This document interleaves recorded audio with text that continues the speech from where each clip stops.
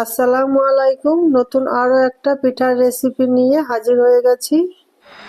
বাঙালিরা পিঠা খেতে ভালোবাসে না এমন মানুষ খুঁজেই পাওয়া যাবে না। তাই আজকে আমি বানাবো রাজকীয় স্বাদের দুধরাজ পিঠা। এই পিঠা একবার যে খাবে সে বারবার খেতে চাইবে। এই পিঠাটা খুব সহজেই তৈরি করে নেওয়া যায়। চলুন তাহলে বানিয়ে দেখাই।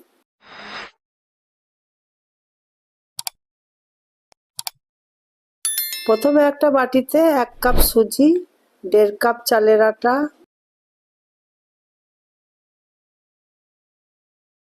লবণ, 2 টিস্পুন চিনি দিয়ে ভালো করে মিশিয়ে নেব।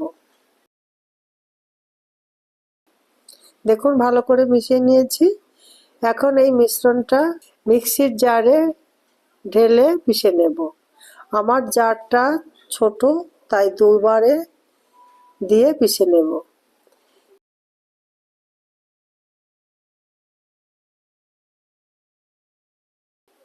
দেখুন ভালো মতো পিষে নিয়েছি। খুব মিহি না করলেও হবে।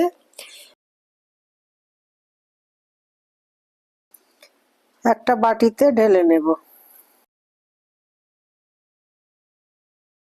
এখন দিয়ে দেব 1 কাপ টক দই।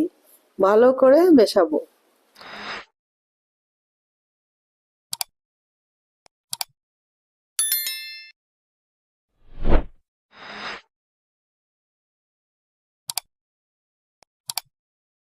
এখন ব্যাটারটা পাতলা করার জন্য অল্প অল্প করে পানি দেব আর মেশাবো।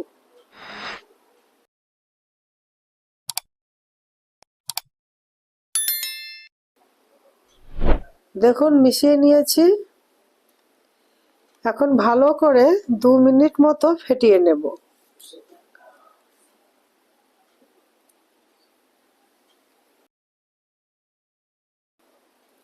দেখুন খুব ভালো মতো ফেটিয়ে নিয়েছি। ব্যাটারের ঘনত্বটা ঠিক এরকম হবে। ঢাকা দিয়ে 5 মিনিট রেখে দেব।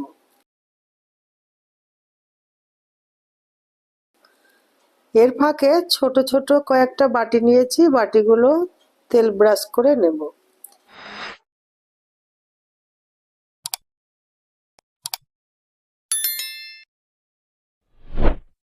5 মিনিট হয়ে গেছে। ব্যাটারের মধ্যে দিয়ে দেব 1 চা চামচ বেকিং সোডা, 1 টেবিল চামচ ভিনেগার। এখন খুব তাড়াতাড়ি মিশিয়ে নেব। দেখুন মিশিয়ে নিয়েছি। আগে থেকে তেল মাখিয়ে রাখা বাটিতে ব্যাটারটা দিয়ে ভরে দেব। বাটি ভর্তি করে ভরা যাবে না, অর্ধেক করে ভরে নেব। দেখুন ভরে নিয়েছি। এখন পিঠাগুলো ভাপিয়ে নেব। তার জন্য আগে থেকে কড়াইয়ে পানি দিয়ে গরম করে নিয়েছি। একটা ছিদ্রযুক্ত থালা ওপর বাটিগুলো বসিয়ে ঢাকা দিয়ে 8 থেকে 10 মিনিট ভাপিয়ে নেব। অপেক্ষা করব 10 মিনিট। 10 মিনিট পর ফিরে এলাম। একটা কাঠি দিয়ে চেক করে নেব ভালো মতো ভাপানো হয়েছে কিনা। দেখুন কাঠিটা একদম ক্লিন এসেছে। হয়ে গেছে, নামিয়ে নেব। একইভাবে বাকিগুলোও ভাপিয়ে নেব।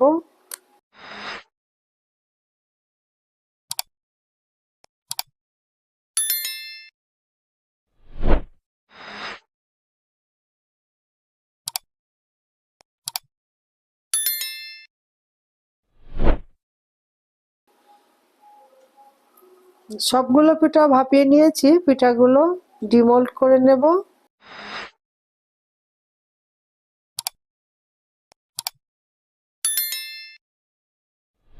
তারপর একটা চাকু দিয়ে ওপরের উঁচু অংশটা কেটে লেবেল করে নেব।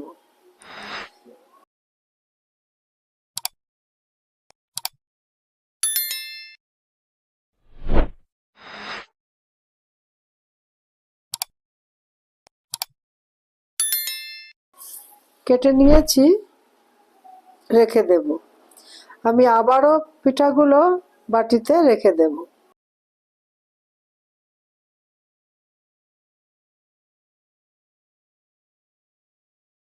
একটা কড়াই নিয়েছি, কড়াইতে 2 কাপ গরুর ফুল ক্রিম লিকুইড দুধ নিয়েছি, 1 কাপ খেজুরের গুড়, হাফ কাপ কর্নফ্লাওয়ার। এখন সবকিছু ভালো করে মিশিয়ে নেব। দেখুন ভালো করে মিশিয়ে নিয়েছি। এখন গ্যাসে বসিয়ে গ্যাসটা অন করে জাল করে নেব মাঝারি আঁচে। জাল করার সময় অনবরত নাড়তে হবে, নাড়া বন্ধ করা যাবে না। অল্প কিছুক্ষণ জাল করলেই মিশ্রণটা ঘন হয়ে ক্রিমের মতো হয়ে যাবে।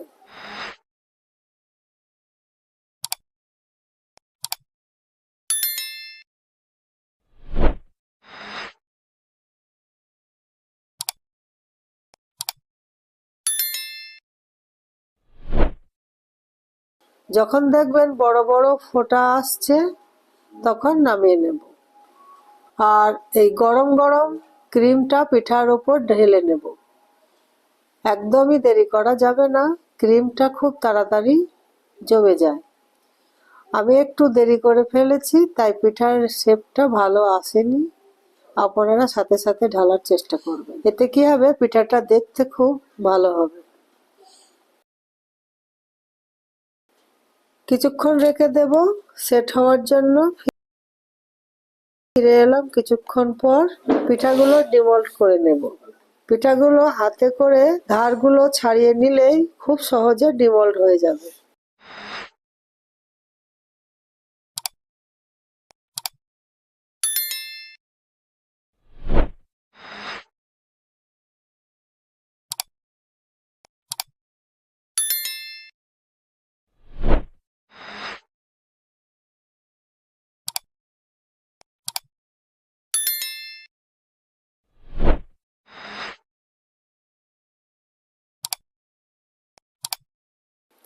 দেখুন সব পিঠাগুলো ডিমোল্ড করে নিয়েছি। দেখুন কত সুন্দর দুধরাজ পিঠা তৈরি করে নিলাম। দেখতে মনে হচ্ছে পাটালি গুড় ভাপা পিঠা। এই পিঠাটা খেতে এত মজার, মুখে দিলেই মিলিয়ে যাবে। এই পিঠাটা 2-3 দিন রেখে খাওয়া যাবে। একটা পিঠা কেটে দেখাচ্ছি। দেখলেন তো পিঠাটা কতটা সফটলি কেটে গেল। ক্রিম আর পিঠার মিশ্রণটা একসাথে মিলে দারুণ লাগে। আমার অনুরোধ রইল একবার হলেও বানিয়ে অবশ্যই খাবেন। ভালো লাগলে অবশ্যই কমেন্টে জানাবেন। একটা লাইক ও সাবস্ক্রাইব করে আমার সাথেই থাকবেন।